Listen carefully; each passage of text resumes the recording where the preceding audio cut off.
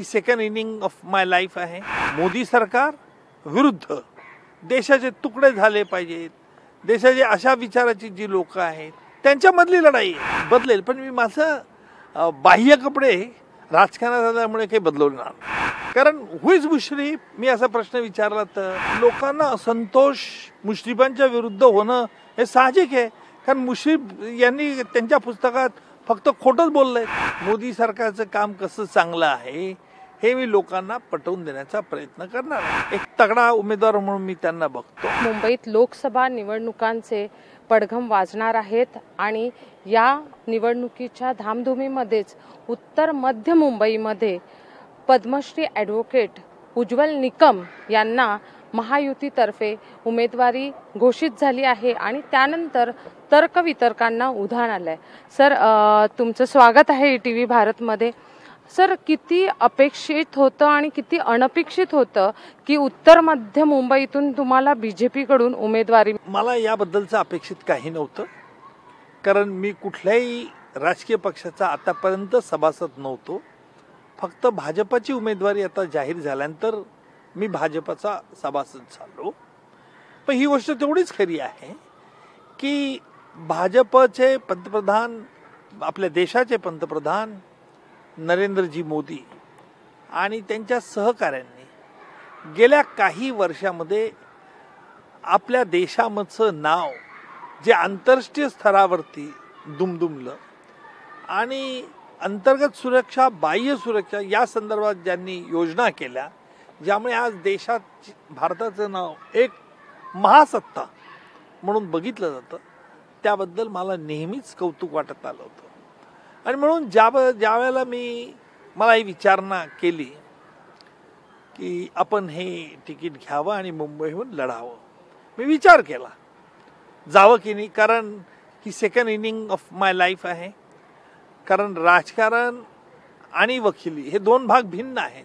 पण शेवटी विचार केला की नाही, ठीक आहे, आपण गेलं पाहिजे राजकारणात, जेणेकरून आपण जे काही ज्ञान संपादन केलंय ते आपल्याला कशा रीतीने देशाच्या सुरक्षितेकरता, सामान्य माणसाच्या याच्याकरता कशा रीतीने उपयोगात आणता येईल, हा एक ध्यास माझ्या मनात होता.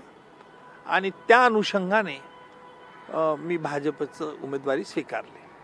तसं बघायला गेलं सर, तर तुमच्या घरात म्हणजे तुमचा राजकीय पिंड नव्हे, तुमचे वडील सुद्धा देवरावजी न्यायाधीश होते आणि तुम्ही अचानकपणे राजकारणात उतरला आहात.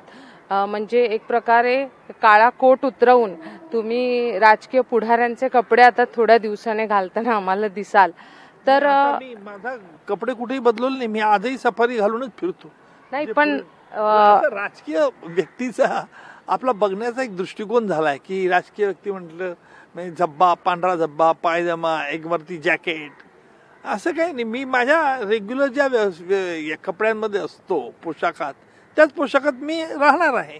हा, काही महत्वाच्या प्रसंगी सूट घालेल, हे असे बदलेल. पण मी माझं बाह्य कपडे राजकारणात आल्यामुळे काही बदलवणार नाही. आणि बघायला गेलं सर, तर तुम्ही मूळचे जळगावातले आणि मुंबईत उत्तर मध्य मुंबई हा बघायला गेलं तर सगळ्या जाती धर्माचा असा हा मतदारसंघ आहे.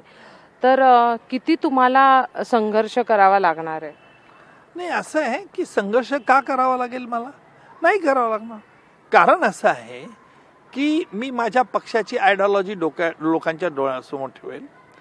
मी हा पक्ष श्रेष्ठ कसा, मी या पक्षासाठी, भाजपसाठी कसा लायक आहे आणि मी भाजपसाठी काय करू इच्छितो आणि लोकांकरता काय करू इच्छितो, हे मी लोकांच्या समोर ठेवणार आहे. माझी उमेदवारी जी आहे, लोकांना मी काय कामं करू इच्छितो, लोकांच्या पुढे मोदी सरकारने काय काम केलेलं आहे, मोदी सरकारचं काम कसं चांगलं आहे, हे मी लोकांना पटवून देण्याचा प्रयत्न करणार आहे. आणि तुमच्या समोर महाआघाडीच्या उमेदवार आहेत वर्षा गायकवाड, त्या सुद्धा तुमच्या समोर एक तुम्ही काय म्हणाल की आव्हान आहे की सोपी निवडणूक जाईल, कसं वाटतं? नाही बघा, वर्षाताई ह्या सिनियर पॉलिटिशियन्स आहेत, काही वर्ष मंत्री होत्या, त्याही उच्च विद्याविभूषित आहे. त्यामुळे मी कोणालाच हलकसं घेत नाही. एक तगडा उमेदवार म्हणून मी त्यांना बघतो. आणि चांगली गोष्ट आहे. मला आवडेल ह्या लढाईमध्ये भाग घेणं. कारण असं आहे की ही विचारांची लढाई आहे. ही काही वैयक्तिक लढाई माझी त्यांची नाही आहे. ही लढाई अशी आहे की देश एकत्र ठेवण्याचा प्रयत्न, देशाची प्रतिमा उज्ज्वल करण्याकरता प्रयत्न करणाऱ्या मोदी सरकार विरुद्ध देशाचे तुकडे झाले पाहिजेत, देशाचे अशा विचाराची जी लोक आहेत त्यांच्यामधली लढाई आहे. ही उज्ज्वल निकम हा एका विचाराचा पाईक आहे, सेवक आहे. म्हणजे कुठला तर आपले प्रधानमंत्री मोदीजी यांनी एक देशाच्या सुरक्षतेकरता, देशाच्या अखंडतेकरता, सामान्य माणसाकरता जे प्रयत्न चालू आहेत त्या विचाराने प्रेरित होऊन मी केलंय. त्यामुळे लढाई हे आमच्या दोन व्यक्तींमधली नाहीच आहे. आणि आपण सिंहावलोकन केलं, मागची बाजू जरा बघितली तर सर 2014चं इलेक्शन असेल किंवा 2019चं असेल, उत्तर मध्य मुंबईतून पूनम महाजन या दोन्ही वेळेस जिंकून आल्यात आणि आता तुम्ही सुद्धा जिंकाल आताच्या निवडणुकीत. तुम्ही मतदान करा आम्हाला. तर तुम्ही तिथल्या नागरिकांसाठी काय महत्वाची भूमिका बजावाल, काय काय महत्वाची त्या मतदारसंघात कामं आहेत? मला 4च दिवस राजकारणात येऊन चाललेले आहे, परंतु त्या लोकांकडनं मी काय काय अडीअडचणी आहेत, संसदेत काय प्रश्न उपस्थित करता येऊ शकतात याची जंत्री करण्याचं काम माझं चाललंय. मी अमुक करणारे तमुक करणारे असं खोटं आश्वासन मला देण्याची सवय नाही, परंतु मी लोकांच्या करताच जात आहे एवढं मी निश्चित सांगतो. 37 कसाबसह 37 आरोपींना तुम्ही फासावर लटकवायला प्रयत्न केले, लटकले काही, आणि 628 जणांना तुम्ही सर जन्मठेपेची शिक्षेपर्यंत पोहोचवलत अशी तुमची ख्याती आहे. तर सर गुलशन कुमार हत्याकांड असेल, शक्तिमेल गँगरेप असेल आणि आपल्या मुंबईला हादरवून टाकणारा 26/11चा हल्ला असेल, ह्या सगळ्या घटना आल्या महत्त्वाचं की तुमचं नाव हे समोर येतच, कारण की तुम्ही त्यासाठी महत्त्वाची भूमिका बजावली होती. पण सर एकीकडे चांगलं असतं तर दुसरीकडे वाईट बाजूही असते. हू किल्ड करकरे ह्या पुस्तकामध्ये जे माजी पोलीस महानिरीक्षक आहेत SM मुश्रीफ यांनी टीका केली होती की उज्ज्वल निकम यांना लोकसभेत पाठवण्यापेक्षा तुरुंगात पाठवा. तर त्यामुळे थोडं म्हणजे जनसामान्यांमध्ये असंतोष निर्माण झाला होता. तर तो तुम्ही कसा खोडून काढाल? लोकांना असंतोष मुश्रीफांच्या विरुद्ध होणं हे साहजिक आहे, कारण मुश्रीफ यांनी त्यांच्या पुस्तकात फक्त खोटंच बोललेत. मुश्रीफ त्यांच्या पुस्तकात काय म्हणाले की कसाब हा आलेलाच नाही, कसाब हा पाकिस्तानमधला नव्हता, कसाब हे प्यादं उभं केलेलं आहे, भारतीय गुप्तहेर संघटना. अशा तऱ्हेचे बेछूट बेलगाम आरोप करणाऱ्या व्यक्तीने माझ्याबद्दल काही आरोप करायचे आणि मी त्याला काही उत्तर द्यायचं, मला हे योग्य वाटत नाही.